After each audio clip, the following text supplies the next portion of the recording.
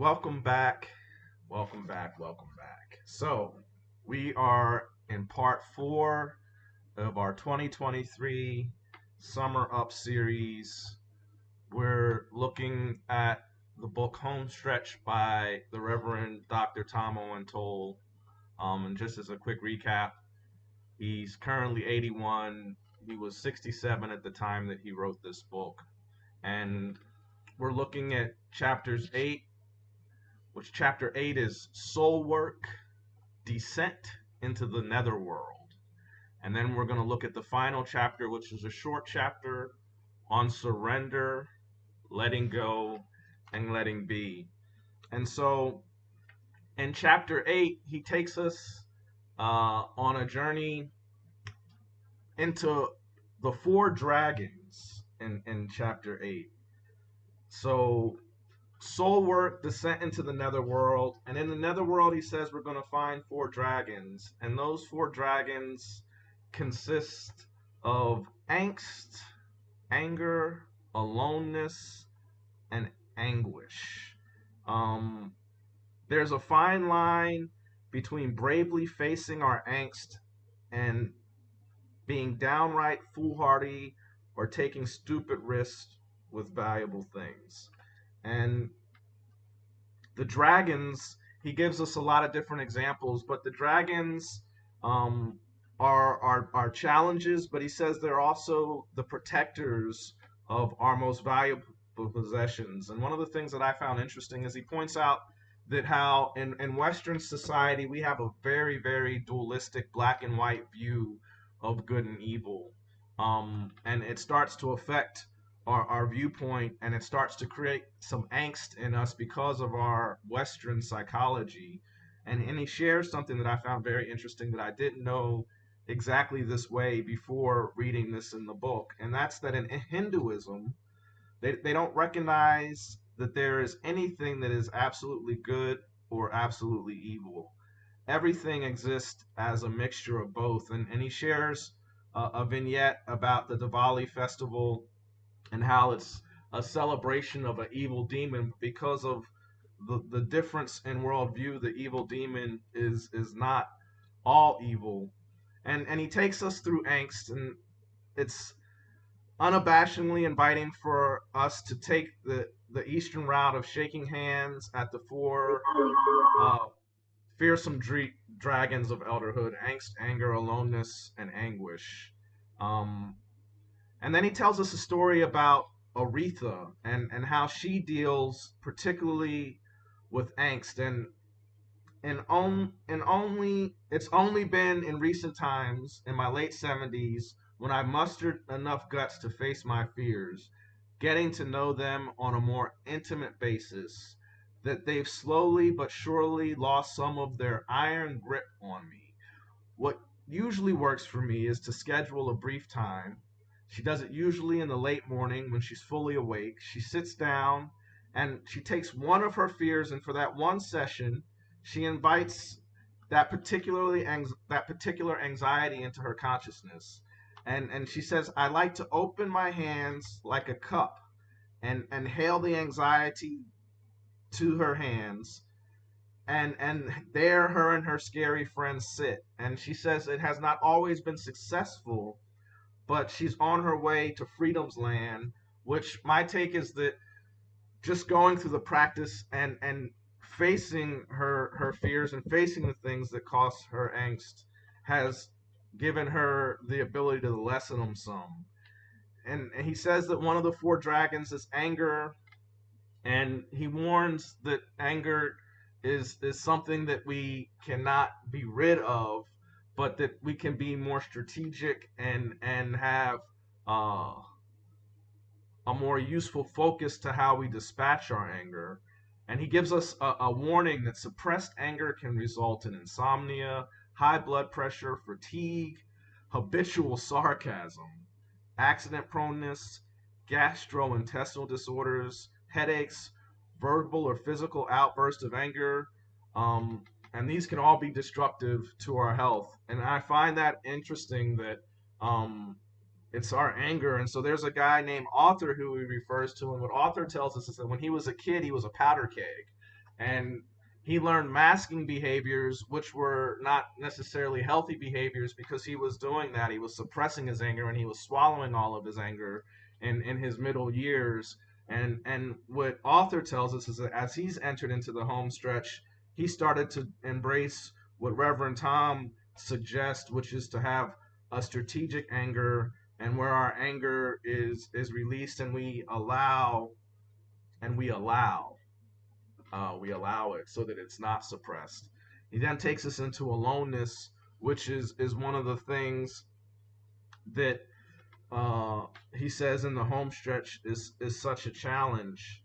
Uh, and in his discourse on aloneness, he points out that we come into this world alone and we leave alone, and it's the things that happen in the middle. And if you take a less cynical view, he invites us to think about it uh, in terms of the spirit of the Hebrew meaning of the word death. And in the Hebrew, the word death literally translates to being gathered unto one's people. And he says, therefore, the other side is that communion brings us into existence, and we do come in alone, but it's communion that brought us into existence. And through our actions and our choices and the things that we do in our regular routine, especially in the home stretch, communion can be the way that we exit, because we've developed that community. Um, and the last of the four dragons is anguish, and he talks about it, referencing the shortest verse in the Christian Bible, which is, "And Jesus wept." And he says that as elders, it's particularly an experience for groans and tears, is what he says. And he says it's understandable how the Nazarene was distraught over the rotten behavior that he was witnessing. And as elders, sometimes that is the same experience when you see somebody doing something and it's going to cause you anguish. And sometimes the situation is such that or it is best for their own learning cycle and their own growth not to intervene. And then we're going to move into chapter 9, where surrender, letting go. And I just find it interesting. It's only a few pages, and on almost every page is the word surrender over and over and over again. Um, we have a limited number of autumns, is how he puts it, remaining. And as that number decreases, it's very important that we surrender. Uh, he says, pointing out, I find this very interesting that Reverend Tom in this book has lots of references and and illustrations drawn from the Nazarene, as he calls him, from Jesus and from the Christian Bible. And he goes to Psalms 90 here, and it says, "Teach us to number our days, that we might apply our hearts unto wisdom." And in Psalm 90, and in applying our hearts unto wisdom, we are talking about the home stretch, and he references Henry Cadbury. Cadbury talks about how long he'd like to live, and he says, well, I don't want to live too long, and I don't want to die too soon. And uh, Reverend Tom then goes back again to Jesus of Nazareth, and he talks about how when he was on the cross, some of the last words that he uttered was, "It is finished." And in that he was surrendering himself back to his Father, and surrendering, and letting go. And he says it's going to be impossible at the end to surrender if we haven't exercised the muscle of surrendering and letting go. And I just thought about it as I was reading it, and I'm uh, very much not in a place myself of surrendering very much and letting go of very much. I'm still in an accumulation phase, and I was thinking about all of the things that in the back of my mind or the forefront of my mind, I still would like to accumulate, and I try to take that against Reverend Tom's suggestions and instructions on surrendering and letting go. And I think I'm going to have to adjust and recalibrate. So let me open up the discussion with this. like the practice of Aretha. Can anyone share a tool or technique that they found useful in how they handle the four dragons? She talks about using the cup. So is there anything that you do in your journey, in your routine, in your daily practice or your spiritual practice that has to do with dealing with these particular four dragons that Reverend Tom brought to us in chapter 8? Angst, anger, aloneness, anguish. Is there anything similar to how she takes time in the mid morning after she's awake and just spends time and focuses on one issue that she knows that is there, and then sitting with that issue and contemplating and spending time with it? She says that gives her space. Anything that anyone can share that they do that's similar to Aretha's uh, engagement with the four dragons? I see Candy shaking her head a little bit. I don't know if that means she has something to share.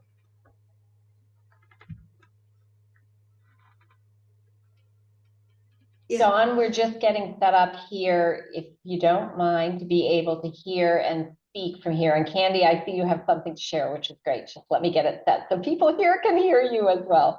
Can you test out? Yes. Testing. Testing, tasting. 1, 2, 3, 4, tasting. People can hear her, right? Yeah. Excellent. Well, I do a lot of meditating. Well, I knit and crochet every day, which really chills me out from any angst I might have. It really is calming.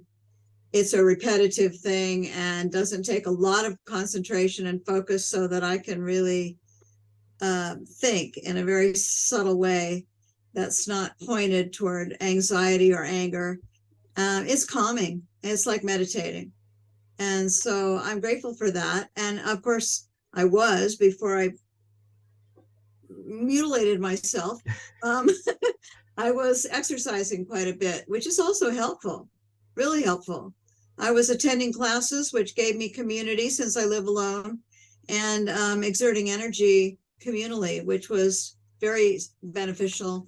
And I always turn to serving others whenever I can to calm myself and make myself feel productive. I like all of those. Thank you, Candy. Thank you for sharing. Art, exercise, community. Art, exercise, and community. So, does anyone in the building have something that they'd like to share with us? I see Harry raising his hand. Let's see. Take it away, Harry. Anger, I have my own way of dealing with it, but I read a quote yesterday that caught it pretty well. It said, if someone hits you with a stick, you don't get angry with the stick. He said that hit you really is a stick, and what's hitting you is their anger, and they aren't in control. And therefore, you need to react to them different, because they're not what's hitting you, it's what's controlling them. And my way of putting it is, when you get triggered, and anger is a good example of what you can get triggered into. I go into what I call automatic pilot, and I'm possessed. I behave out of that anger and have no control. I don't hit people or things, but my voice and everything, I behave in a automatic way. If I can become aware of being in that state while it's happening, sometimes I can step out of it. And even if I can't become aware of it while it's happening, if I can become aware of it afterwards, which is often the case, I look back and say, oh, I was triggered, I was out of control. Then I can try and be more aware of it the next time. And so the idea is to be as conscious as you can of when your emotions have taken over, and to learn from that. And what you do there, Harry, I call that the observer's chair. I do the same thing, and I'm the observer, that quintessential self, my spirit, my soul, whatever it is that can hear my thoughts. I can witness what you're talking about, and I try to exercise that same amount of control so that I can step in and say, hey, cut that out, dude, especially on the anger side of my spectrum. Rachel, you came up to the front for us. Hi.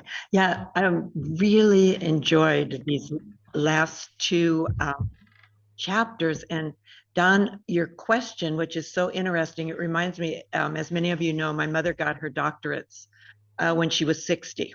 And one of the exercises she did, because she got it in psychology, was you choose 6 to 8 emotions, you give them a color and a form, and you bring them all to a table. And this is what I was reminded of that exercise, because she did it with us. And what do they look like? And what are they saying to you? What color do they take and how much? Because I find for me, when I bring fears to the, and it changes. So if I'm bringing fear, to me, that's like a white nebulous fog throughout the room because it's pervasive in my life, and recognizing that. Sometimes joy is blue and too small. And anyway, it's just a way to get in touch. And so going through introspection, I guess, is a way for me to look at the angst and play with what am I really feeling? Because I don't know if I ask myself that enough. Thank you. Well, one, Rachel, the descriptions you give, I feel like someone who took some of those classes that your mom was involved with doing her doctorate work wrote a movie, and there's a great children's movie that shows the emotions with the colors, and they stole that. But I had never thought of it as an exercise or how to utilize it the way you did. So thank you for gifting that new tool. Linda. The four dragons for me were all the four dragons for me were wrapped up in one person, my stepfather, who abused me as a kid. And I finally came to terms with the four dragons as one person when he died, because I was the one that was gifted with the choice of letting him go. And that was very powerful for me. I've not experienced anger, angst, or aloneness, or any of the other, what's the other one? Anger, angst, aloneness, and Anguish. Anguish, thank you. I've not experienced that since. So thank you very much. Well, thank you, Linda. Thank you.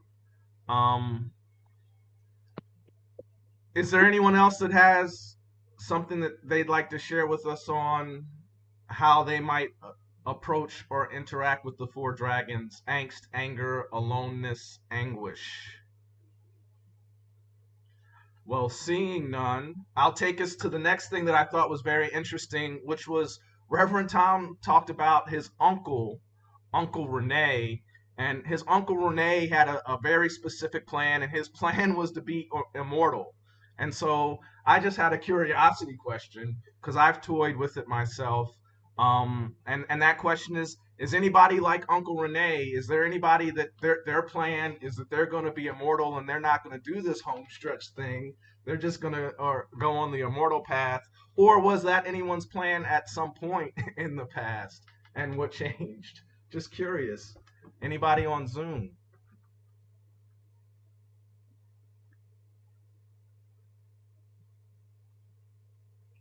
Well, I'm going to take up the Zoom space since I see no takers and share that I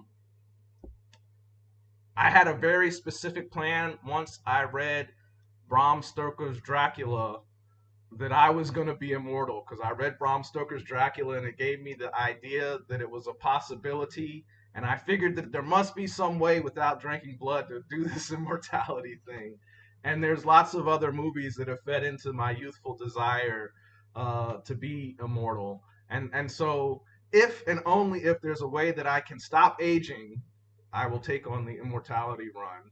But as I have not found any true path to the fountain of youth and immortality, I am very much engaged in paying attention to all of the instructions in this book because I was saying before we started today to Candy that I think for my generation, life expectancy is going to be somewhere around 100 as it continues to bump up with medical advances. So I put myself right at the middle point as I approach 50, and I said I'm in an accumulating and growth phase still in my life, and yet this experience over the past 5 weeks with you guys reading Reverend Tom's book has really calibrated and fine-tuned some of my approach and some of my desires out of how I would like to go the next 15 or 20 years as I prepare to enter into the home stretch.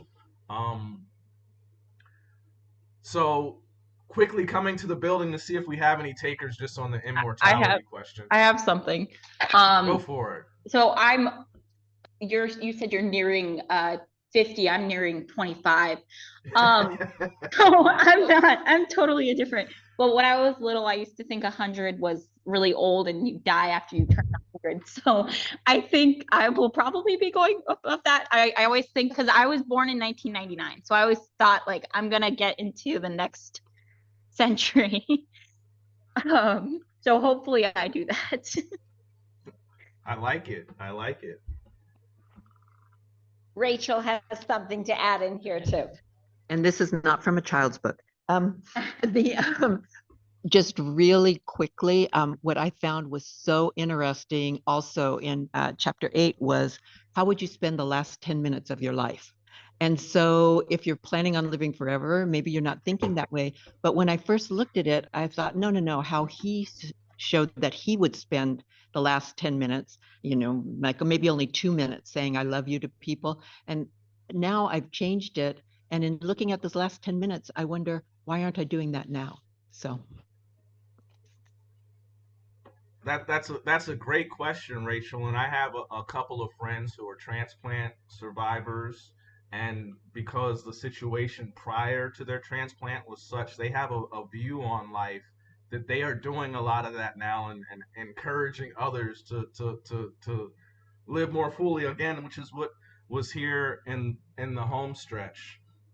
So, final thoughts. This has been a 4-week journey and exploration of Reverend Tom's instructional short piece. It's not a tome, so I can't call it a tome, but The Art of Finishing Life Well.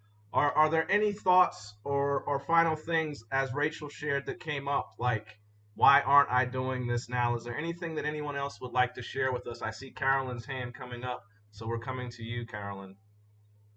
Carolyn from Sacramento, you have the word. No, I just wanted to mention that when the situation occurred to me, how I was defrauded, I was so angry at them. And then I was angry at myself. And then when I sat down and thought about it, I thought, really, this is a learning experience. And if I can share it with others and help them learn too, then perhaps I've taught some other people. And that's my mission in life, to teach. So that's it. Thank you. So gracious, and that is absolutely beautiful. Anyone else have any final thoughts? Seeing none,